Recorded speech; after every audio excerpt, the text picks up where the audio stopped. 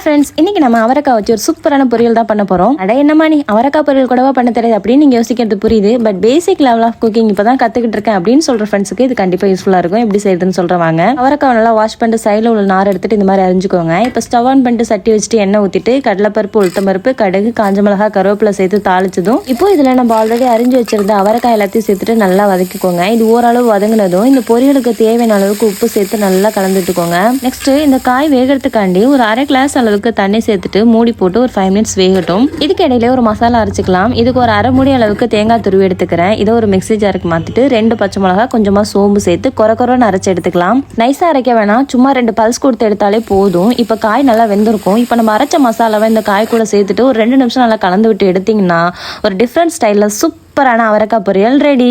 இது ரசம் சாதம், பருப்பு சாதம், சாம்பார் சாதம்னு எல்லாத்துக்கூடயும் அல்டிமேட் காம்போவா இருக்கும். அப்படி இல்லாட்டி இந்த மாதிரி வெறும் சாப்பாட்டில் கூட பிரச்சனை சாப்பிடலாம். டேஸ்ட்டு சூப்பராக இருக்கும்.